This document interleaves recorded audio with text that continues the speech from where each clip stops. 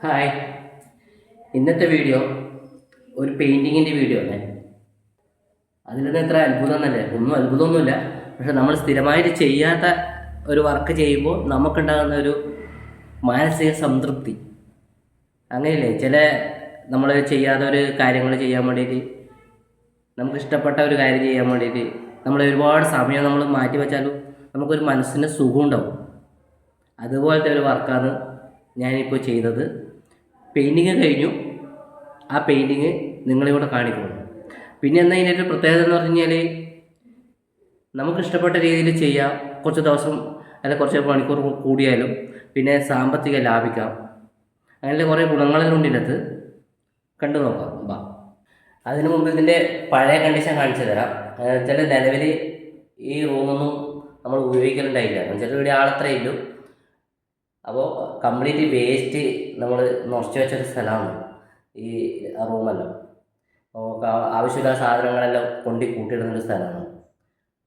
അപ്പോൾ ആദ്യം നമുക്ക് ഈ റൂം പഴയത് കാണാം, പെയിൻ്റ് അടിക്കുന്നതും കാണാം. ഓക്കെ. മേലെ ഫുള്ളായിട്ട് മഴക്കാലത്താണ് ഇതിൻ്റെ ഉപയോഗം ഉണ്ടായത്. എന്നുവെച്ചാൽ തുണി ഉണങ്ങാൻ ഇടയിൽ, അതുപോലെ തന്നെ നമുക്ക് ഉപയോഗിക്കാത്ത സാധനങ്ങളെല്ലാം ഇവിടെ കൊണ്ടുവന്നിട്ട് സ്റ്റോക്ക് ചെയ്യൽ, അതുപോലെ തേങ്ങ അങ്ങനത്തെ എല്ലാം ഉണ്ടെങ്കിൽ അതെല്ലാം ഇവിടെ കൊണ്ടിടൽ, പഴയ പാത്രങ്ങൾ, ഇതെല്ലാം ഇവിടുത്തെ ഈ രണ്ട് സ്ഥലങ്ങളെല്ലാം ഉപയോഗിക്കൽ അതിന് വേണ്ടിയിട്ടാണ്. ഇതിൻ്റെ പെയിൻറ്റ് നമ്മൾ 2 കോട്ടാണ് അടിച്ചത്. ടോപ്പിൽ വൈറ്റ് അടിച്ചു. ഇതിൻ്റെ സൈഡിൽ ഒരു ലൈറ്റ് ഗ്രീൻ ടൈപ്പ് കളറാണ് അടിച്ചത്. താഴെയും അപ്പോൾ ടോപ്പിൽ 2 അടിച്ചു. ഈ ചുമരിനും 2 പ്രാവശ്യം അടിച്ചിട്ടുണ്ട്. അപ്പോൾ ഇതിന് നമുക്ക് ഏകദേശം ഒരു റൂമിന് ഇപ്പം ചിലവ് വന്നത് ഏകദേശം 1200 രൂപക്ക് അടുത്താണ്. അതുപോലെ തന്നെ പിന്നെ ഈ ചുമരിന് ചെറിയ ചെറിയ സിമെൻറ്റിൻ്റെ ക്രാക്കുള്ള സ്ഥലത്തെല്ലാം ക്രാക്കിനിടുന്ന ആ പേസ്റ്റ് മേടിച്ചിട്ട് ഇട്ട് കൊടുത്തിട്ടുണ്ട്. അത് ഒരു 1/2 കിലോനെ വാങ്ങിയിട്ടുള്ളൂ. അതിനൊരു 140 റുപ്യ അങ്ങനെ എന്തോ ഇല്ലല്ലോ. പിന്നെ പെയിൻ്റ് ആണെങ്കിൽ ഏഷ്യൻ പെയിൻറ്റിൻ്റെ ആണ് മേടിച്ചത്.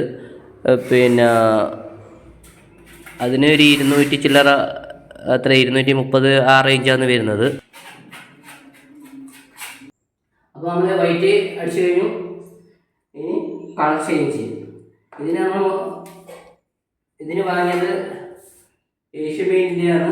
24-20 കളർ ഇത് മിക്സ് ആക്കിയിട്ട് മേടിച്ചത്. സീലിങ്ങിന് അടിക്കാൻ വേണ്ടി മേടിച്ചത് ഇൻഡിഗോൻ്റെ വൈറ്റ്. ഇത് 1 ലിറ്റർ, മറ്റേത് 2 ലിറ്റർ.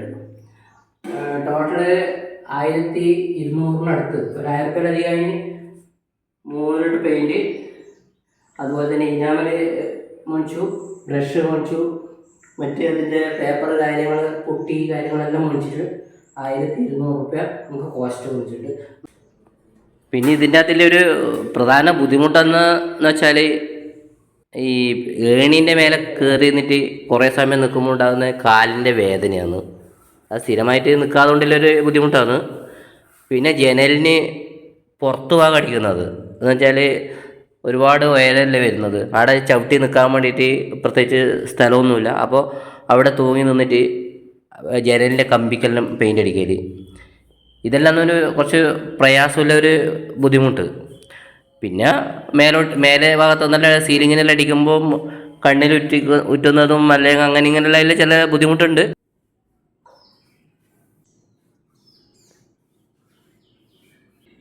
ഈ പെയിൻ്റ് അടിയിൽ ഏറ്റവും കൂടുതൽ ബുദ്ധിമുട്ടുള്ളത് ഈ ജനലിന് അടിക്കാൻ വേണ്ടിയിട്ടാണ്. ഇത് പുറത്തുനിന്ന് ചവിട്ടി നിൽക്കാൻ വേണ്ടിയിട്ട് അത്രയ്ക്ക് സ്ഥലം ഇല്ല. അതുകൊണ്ട് ഒരു ബുദ്ധിമുട്ട്, വേറെ ബുദ്ധിമുട്ടാണ്. ഒരു സേഫ്റ്റി ബെൽറ്റ്, ഒരു കയറ് നമ്മൾ കെട്ടി വാറാക്കിയിട്ടുണ്ട്. ഓക്കെ.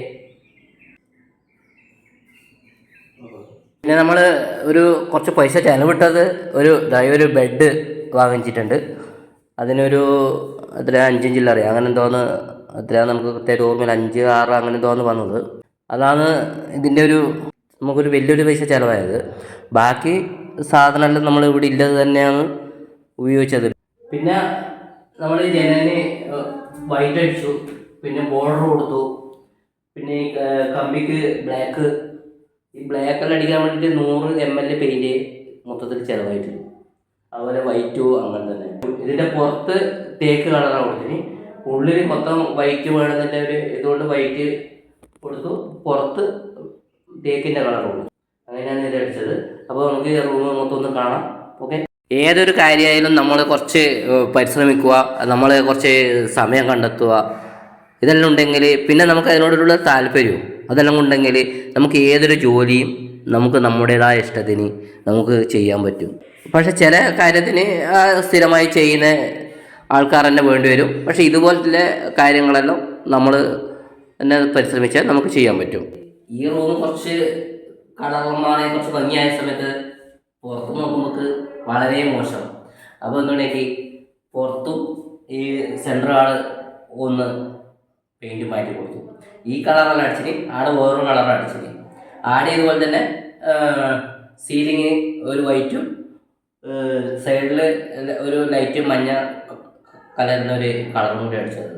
അതും കൂടെ കണ്ടു നോക്കാം. 2 പ്രാവശ്യം അടിച്ചതാണ് ഈ കളറ്. ഡോറിന് ഈ തേക്കിൻ്റെ ഒരു കളറ്, പിന്നെ സെൻറ്ററിൽ വൈറ്റ് കൊടുത്തിട്ടുണ്ട്, പിന്നെ ജനലിന് നേരത്തെ പറഞ്ഞ പോലെ തന്നെ കൊടുത്തിട്ടുണ്ട്, പിന്നെ സീലിങ്ങിന് വൈറ്റ് കൊടുത്തിട്ടുണ്ട്. ശരിക്കും ഈ റൂമിന് പെയിൻ്റ് അടിക്കാനുള്ള ഒരു പ്രചോദനം എന്ന് പറഞ്ഞു കഴിഞ്ഞാൽ വേറെ റൂം നമ്മൾ നേരത്തെ ഒരു 2-3 ആഴ്ച മുമ്പേ അടിച്ചിട്ടുണ്ടായിരുന്നു. അതൊന്നും വീഡിയോ ഒന്നും എടുത്തില്ല. പക്ഷേങ്കിൽ അതാണ് ഇതിൻ്റെ ഒരു പ്രചോദനം. പക്ഷേ അതിൽ ഒരു കളറല്ല, കളറെല്ലാം കുറേ മാറ്റിയിട്ടാണ് അടിച്ചു നോക്കി. അത് ഒന്ന് കണ്ടു നോക്കാം.